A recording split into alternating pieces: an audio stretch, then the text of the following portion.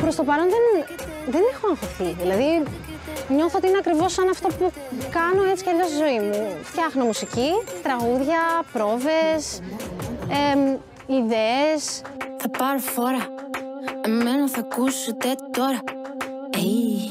Μονάχα λόγια και σταματήσανε τα ρολόγια. Μου λέτε, μόνη μου πηγαίνω, δεν κολλάω με κανένα. Όλο λέτε, τα έχετε όλοι χάμενα. Χαίρομαι που μου έχει ανατεθεί αυτό το project. Χαίρομαι, αλήθεια. Δεν ξέρω, παίρνοντας έτσι και όλη τη στήριξη σας, όλων και των συνεργατών, ίσα-ίσα που νιώθω ότι κάπως τα πράγματα που ήθελα και εγώ σαν Μαρίνα να πετύχω στη δουλειά μου, απλώς γίνεται πιο γρήγορα. Οπότε είμαι χαρούμενη σίγουρα. Λέτε μόνο λέτε.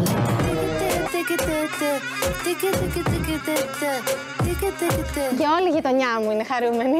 Για πες τι λέει η γειτονιά. Στη Νέα Σμύρνη, εκεί ο κύριος Δημήτρης, ο Ανθοπόλης, που μου είπε να του στείλω χαιρετίσματα αν ξαναπάω στην τηλεόραση.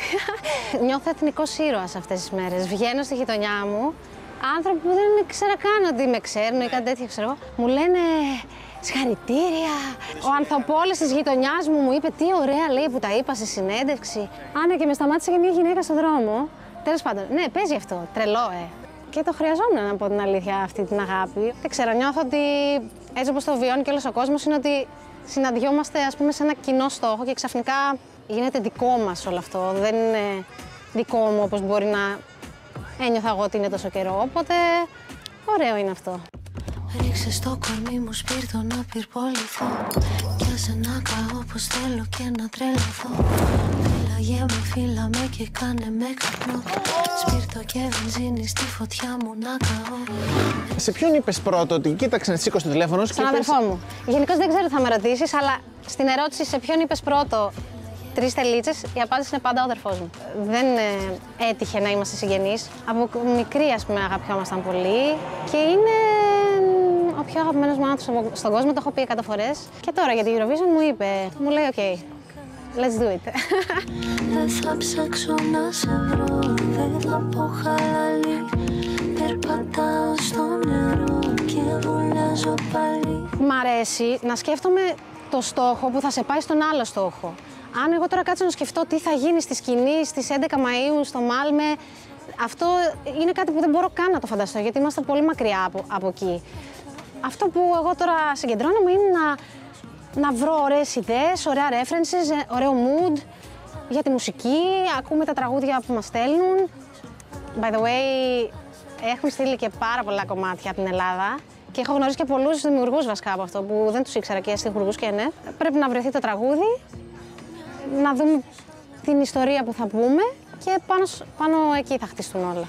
Στα νερά θα ψιθυρίσω, να σε φέρω πίσω, να σε φιλήσω πάλι, να σε γνωρίσω πάλι. Στη φωτιά θα περπατήσω, μόνο ένα βράδυ. Τι θα ήθελα να γίνει? Να φτιάξω ένα ωραίο project που να είναι σύγχρονο, να αντιπροσωπεύει, ας πούμε, τη γενιά μου στην Ελλάδα, τη νέα Ελλάδα και όχι, ας πούμε, ίσως την εικόνα που μπορεί να έχουν και οι ξένοι για μας με αυτά τα στερεότυπα. Το ζορμπά, το σιρτάκι, το σαγανάκι. Και να είναι αυτό το πράγμα relevant, να μπορεί να επικοινωνήσει με τους ανθρώπους που είναι εκτός από τη χώρα μας, να ταυτιστεί με κάποιο τρόπο, να συνδεθεί, να χορέψει, να πιάσει τα vibes. Αυτός είναι ο στόχος. Δεν μπορώ να δω τη μουσική σαν πρωτάθλημα. Ούτε θεωρώ ότι υπάρχει κάποιος που θα κερδίσει και θα χάσει. Δεν μπορώ να κάνω κάτι άλλο από αυτό που είμαι. Ούτε μπορώ να βγω με αγγλόφωνο, power pop. Για μένα, ας πούμε, θα είμαι πολύ χαρούμενη να παρουσιάσουμε ένα project, να δείξουμε ποιοι είμαστε στο σήμερα. Να σας τον πω, να σας τον πω ψηλά βουνά. Να σας τον πω, να σας τον πω ψηλά βουνά. Οι κόρες είναι το αγαπημένο μου παιδί.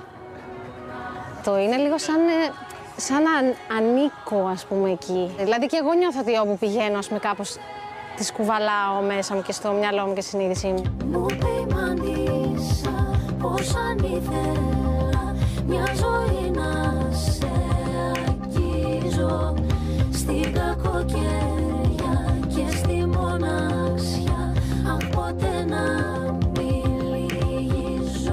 Θα κάνεις μάντισσα στους δρόμους στο Μάλμε? Λες, οκ. Ναι, ελπίζω να κάνω καινούργια πράγματα. Δεν τα βλέπεις τα παλιά σου, αυτά που έχεις κάνει? Cringe. Αυτό που με φόβιζε παλιά ήταν ότι δεν ήξερα τίποτα, οπότε με άγχωνε αυτό το πράγμα να συμβαίνει μπροστά στα μάτια του κόσμου και να εκτίθεμαι. Τώρα κάπως το νιώθω και κάπως γοητευτικό αυτό. Το κοινό να παρακολουθήσει αυτή την εξέλιξη, κάπως έχει και ένα ενδιαφέρον και τουλάχιστον σε μένα μου δίνει ελπίδα βλέποντας κάποιον να μεγαλώνει και να δυναμώνει και να εξελίσσεται, ότι θα εμπιστευτώ τη διαδικασία και να νιώσω ότι και σε μένα θα συμβεί κάποια στιγμή αυτό. Όλα αλλάζω σε μια στιγμή και περπατώ πάνω σε ρογμή. Μη με αφήσεις καρδιά μου, μη με αφήσεις καρδιά μου. Πόνος κρυφός είναι πόνος μεγάλος. Έχω φτιάξει και μια playlist. Θα σας στείλω. Πειράζει να το πάρω λίγο το κινητό μου να σου πω τι έχει. Λοιπόν, τι έχει μέσα η playlist.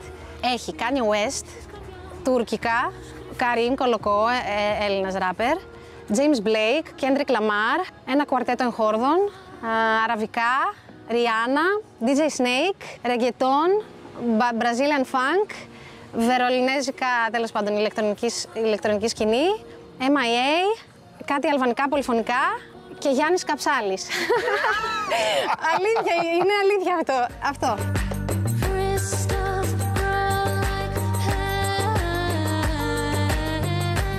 Υπάρχει κάποιος καλλιτέχνης που σου έχει αρέσει πάρα πολύ από Eurovision? Ο Μαχμούντ.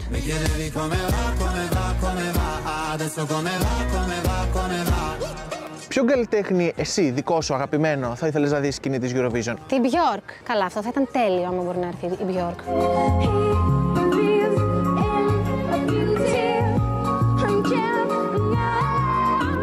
Από ελληνικές συμμετοχές η αγαπημένη σου? Το SAGAPO. Θα του στείλεις ένα μήνυμα, να του πεις? Οκ, ναι. Δεν έχω το τηλέφωνο του. Βασικά δεν έχω τηλέφωνο. Έχω μόνο WhatsApp και Viber. Γιατί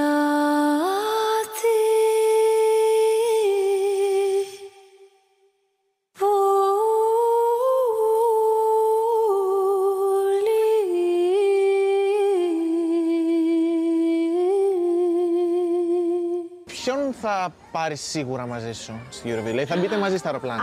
Έχω πει πολλά άτομα. Θα ήθελα να είναι ο αδερφός μου, ο Χρήστος και η Μαρία, που με βάφουν και μου φτιάχνουν τα μαλλιά. Ο Άλεξ, σίγουρα. Τη φίλη μου τη Μαρία που μένει δίπλα. Στον όροφό μου.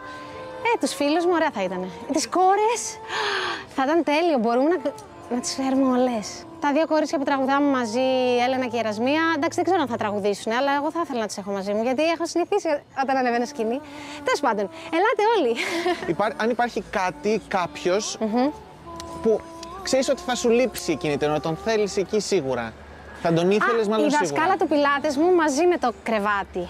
χθες το βράδυ είδα στον όνειρό μου. Ναι, στις 17 Νοεμβρίου θα παίξουμε στις Σέρρες, που δεν είμαι από τις Σέρρες, αλλά είμαι, μέσα μου δηλαδή. Και στη Θεσσαλονίκη στις 18 Νοεμβρίου και στον Γκαγκάνη στην Αθήνα στις 15 Δεκεμβρίου και κάποια άλλα που θα τα δείτε στο Instagram. Βρέχει τώρα λίγο. Βρέχει λιγάκι, γι' αυτό είπα. Πάνω στην ώρα όμως, ναι. νομίζω τελείωσε. Right on time, ναι, ακριβώς. Okay. Ακριβώς. Από την Άνση και το Θανάση δεν είστε? Ναι. Είστε οι καλύτεροι, σας τα έχω πει. Ξέρεις τι συνειδητοποίησα την πρώτη φορά που είχα πάει στο στούντιο για τη συνέντευξη? Θυμάσαι που έπαιζε ότι την παραμονή μπορεί να μην προλάβαινα να πάω γιατί είχε καθυστέρηση μια πτήση? Από το Μάλμε ήταν. Θα σπάσω